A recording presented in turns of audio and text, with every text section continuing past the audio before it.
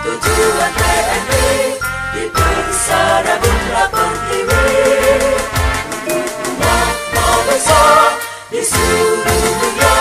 TNI mengadakan jasa.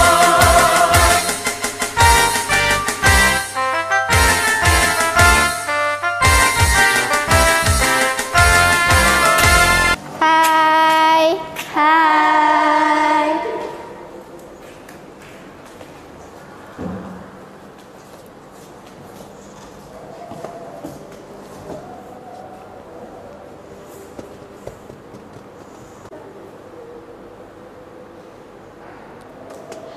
Assalamualaikum warahmatullahi wabarakatuh.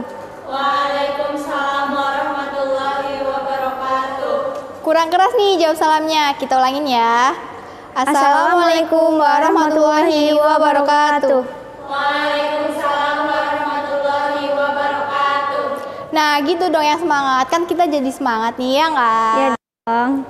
Sebelumnya di sini udah pada kenal kita belum?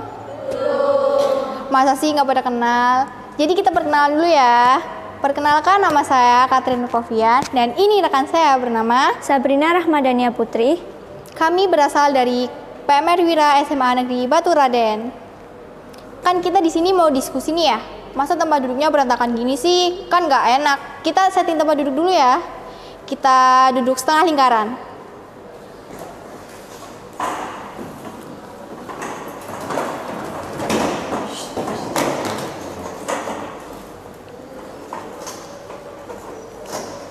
Nah, kan enak kalau udah duduknya gini nih.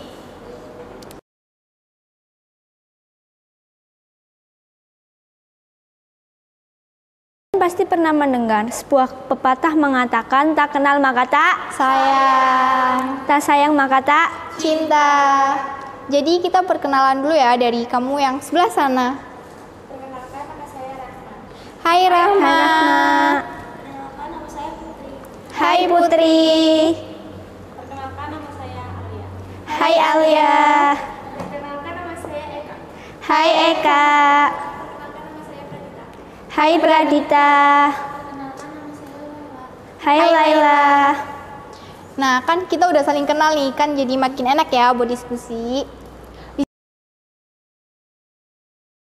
Jadi, di sini tuh kita akan menyampaikan materi nafsa. Ada yang tahu nafsa itu apa? Jadi, nafsa adalah singkatan dari narkotika, psikotropika, dan zat adiktif lainnya. Nafsa juga biasa disebut dengan kata narkoba atau singkatan dari narkotika dan obat atau bahan berbahaya lainnya.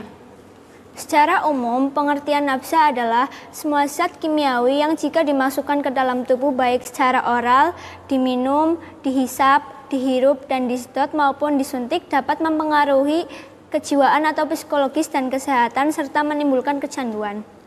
Penyalahgunaan nafsa pada umumnya terjadi karena adanya rasa ingin tahu kita yang sangat tinggi, yang kemudian menjadikan kita sebuah kebiasaan. Dari sebuah kebiasaan itulah seseorang menjadi seorang pecandu nafsa.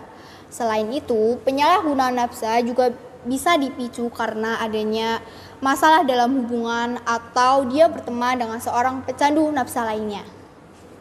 Nah, untuk penyebab penyalahgunaan nafsa bisa dicontohkan seperti dia berteman dengan seorang pecandu nafsa, dia memiliki masalah ekonomi, pernah mengalami kekerasan fisik, emosi, sosial, atau seksual, termasuk hubungan sedarah.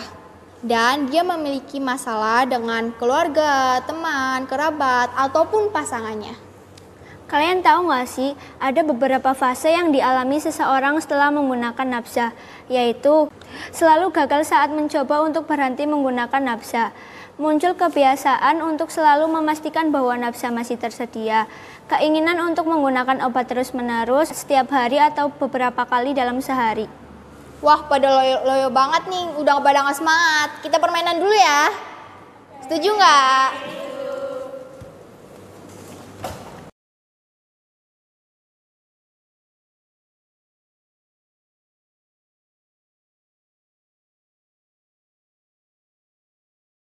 Nanti jadi kita akan permainan apa Kakak Sabrina? Udara, darat, laut. Ada yang tahu permainannya? Tahu. Jadi nanti saya bilang gini, udara, darat, laut, udara, darat, laut. Nanti saya nunjuk, misal saya nunjuk ke Alia. Nanti misal kalau saya bilang udara, nanti Alia bilang atau menyebutkan nama hewan yang ada di udara. Kalau misal Alia bilang darat, Alia menyebutkan nama hewan yang ada di darat dan seterusnya. Bisa dipahami kan? Bisa. Kita mulai ya. Udara, darat, laut, udara, darat, laut, udara, darat, laut, udara, darat, laut, udara, darat, laut, udara, darat, laut, udara, darat, laut, udara, darat, laut, udara, darat, laut, udara, darat, laut, udara, darat, laut, udara, darat, darat. 1, 2, 3, 4. Ya, kasih tepuk tangan dong. Lagi ya, kita lagi ya. Udara, darat, laut, udara, darat, laut, udara, darat, laut, udara, darat, laut, udara, darat, laut, udara, darat, laut, udara, darat, laut, udara, darat, laut, udara, darat, laut, udara, darat, laut, udara, darat, laut, udara, darat, laut, udara, darat, laut. Ikan. Ya, kasih tepuk tangan dong. Jadi kita lanjut materi ya.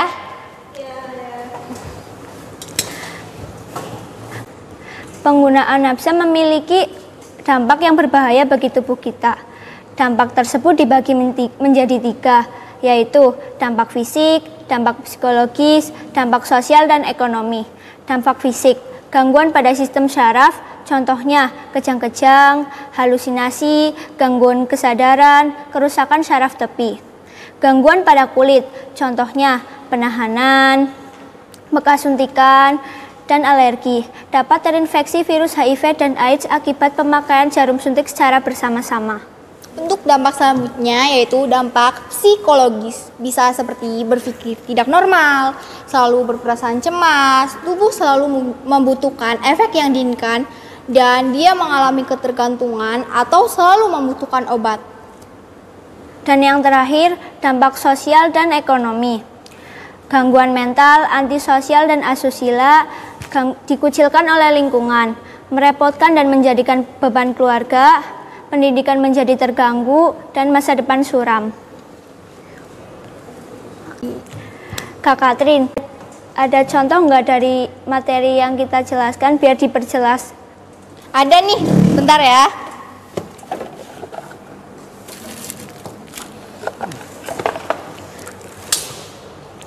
Wah, soda buat apa nih? Bisa dibayangkan ini adalah tubuh kita. Dan ini adalah narkoba atau obat-obatan lainnya. Sabrina minta tolong bukain dong. Oke. Dulu jangan dibuka.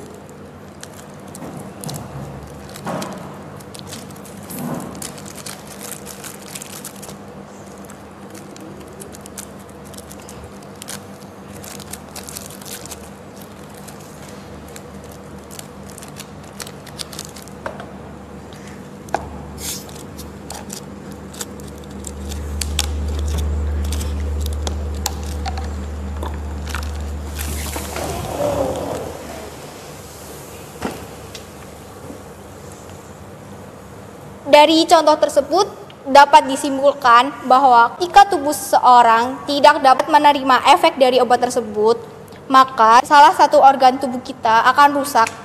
Karena itu, tubuh kita akan mengeluarkan sebuah cairan. Cairan tersebut seperti busa. Busa tersebut mengandung sebuah kandungan dari obat tersebut dan racun. Akibatnya akan menyebabkan kita sebuah kematian.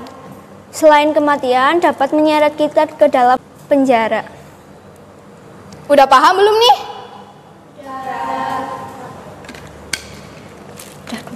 yang cara mencegah. Iya.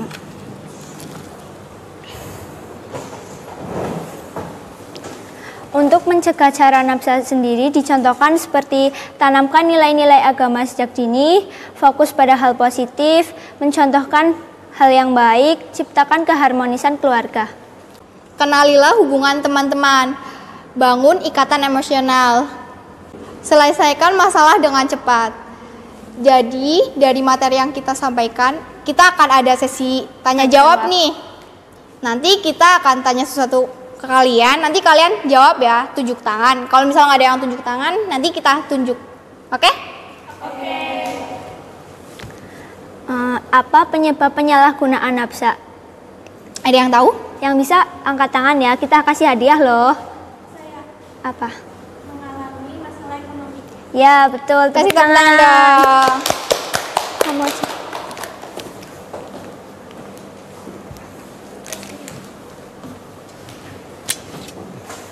Ada yang tahu lagi?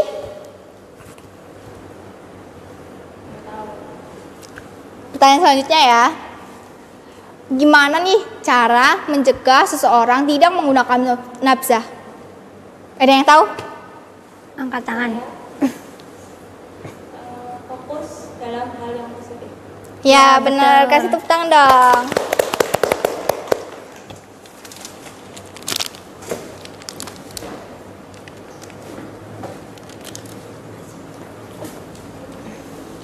Ada yang tahu lagi? Membangun ikatan emosional. Ya, Ya. betul. Tepuk tangannya mana?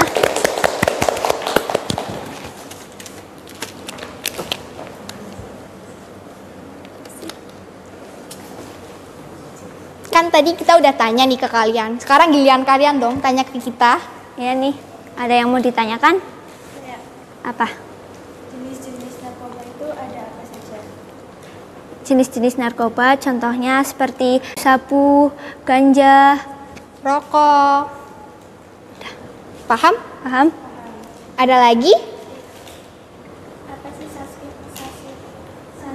buat pengguna narkoba? Rehabilitasi dan penjara. Penjara minimal 4 tahun atau dia dapat hukuman mati. Hadiah. Udah paham?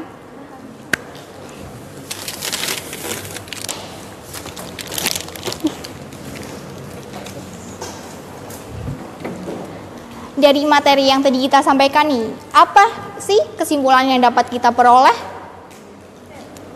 Jadi kita tidak boleh mengonsumsi narkoba karena narkoba itu tidak baik untuk kita. Ya, Ya, benar. benar. Kasih tepuk tangan dong.